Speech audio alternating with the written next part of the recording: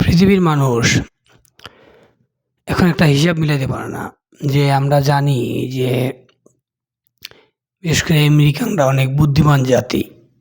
তারা পুরা পৃথিবী রাজত্ব করে, তারা পুরা পৃথিবী নিয়ন্ত্রণ করে। পৃথিবীর কোন কোনায় কী হয়, কোন দেশে কী হয়, তাদের যে সিক্রেট সার্ভিস, যে CIA, পুরা দুনিয়ার ভিতরে ছড়ানো ছিটানো আছে।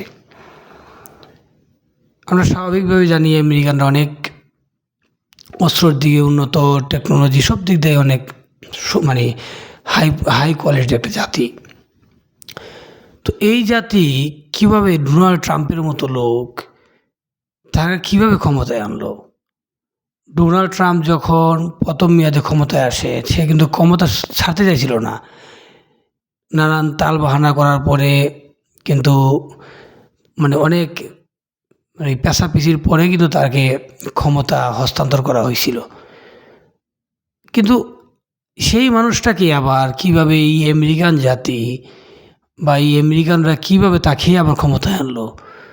যে মানুষটা কিনা প্রতি ঘন্টায় প্রতি মিনিটে একবারে ভেরিফাই করা, একবারে প্রমাণসহ মিথ্যা কথা বলে। পুরা সবাই জানে যে কী পরিমাণ মিথ্যা কথা বলে, মিনিটে মিথ্যা কথা বলে। কথার কোনো লাগাম নাই, কথার কোনো সৌন্দর্য নাই, কথার কোনো দক্ষতা নাই।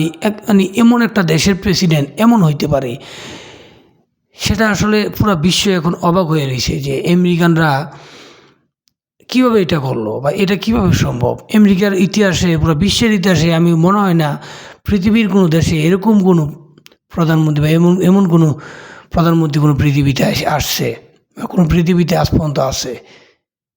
কিন্তু আমেরিকানরা এত বুদ্ধিমান জাতি, যারা কিনা পুরো দুনিয়া রাজত্ব করে বেড়ায়, তারা কীভাবে এমন একটা উন্মাদ মানুষকে ক্ষমতায় নিয়ে আসলো, এটা নিয়ে পুরো বিশ্ব আসলে একটা হতভম্ব হয়ে রয়েছে। এটা কীভাবে এমন একটা জাতির কাছে বা এমন একটা সুপার পাওয়ারের কাছে এটা কীভাবে আশা করা যাবে, এটা কীভাবে সম্ভব?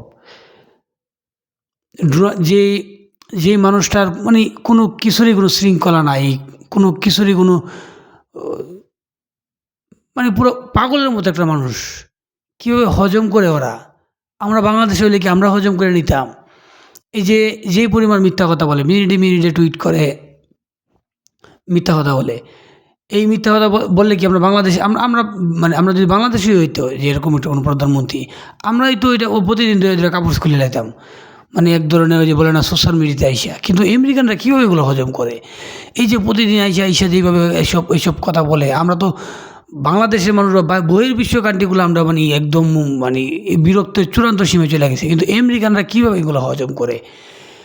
আসলে একটু আমি নিজেও একটু সত্যি কথা বলতে একটু অবাক হয়ে রয়েছে যে কীভাবে আমেরিকানরা এমন একটা উন্মাদ লোকরে হজম করে নিতেছে, বা কেমন, বা ওনার বিরুদ্ধে কিছু বলেও না, বা ওরকম শক্ত কোনো অ্যাকশনও নেওয়া যাইতেছে না। মাঝখানে যায় কিছু আন্দোলন তৈরি হয়েছিল, এখন ওইটাও বেশি একটা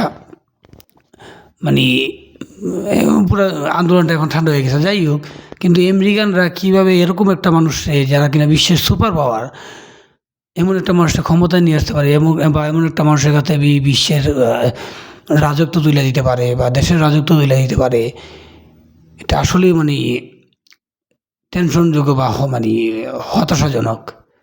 ধন্যবাদ সবাইকে।